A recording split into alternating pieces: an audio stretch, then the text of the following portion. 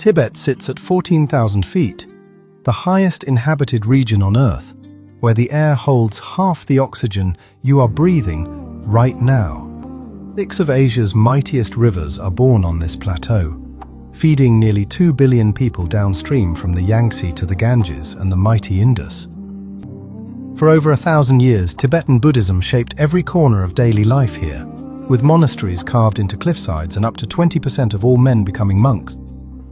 The Potala Palace rises 13 stories above Lhasa, housing 10,000 shrines and a vast library of scriptures inside the former home of every Dalai Lama. Yet nearly all of Tibet's 6,000 monasteries were destroyed during the Cultural Revolution, and the ones you see standing today are careful rebuilds from rubble. Those prayer flags still snap in the thin wind above every mountain pass, each colored thread carrying a whispered hope across the roof of the world. Then the empire shattered. Warlords carved the plateau into bleeding fragments of chaos, but from the ruins something unexpected rose. Not kings, not generals, but monks. Monasteries became the new centers of power, and by the 1600s one figure rose above them all, the Dalai Lama, priest and sovereign in a single body. From the Potala Palace in Lhasa, a fortress 1,000 rooms deep carved into the mountainside, he ruled as both spiritual guide and political master of Tibet. But Tibet sat between giants. The Qing dynasty sent troops and imperial residents to keep watch, and Lhasa became a chessboard where empires played their longest games.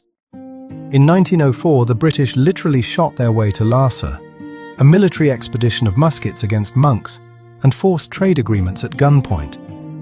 When China's last dynasty collapsed in 1912, the 13th Dalai Lama expelled every Chinese official and declared, "We are a small, religious, independent nation."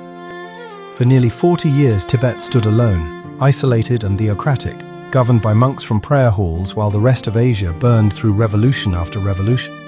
Then, October 1950, the People's Liberation Army marched into eastern Tibet and crushed its tiny, ill-equipped army at the Battle of Chamdo in just 12 days.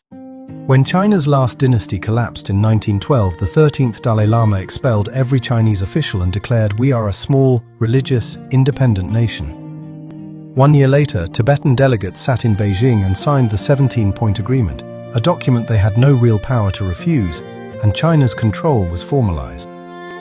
By the mid-50s, rebellion was already burning in the east, Khampa warriors striking from the mountains with nothing but ancient rifles and fury against an army of millions.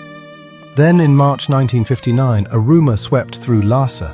The Chinese were planning to arrest the Dalai Lama, and the city erupted from fear into action.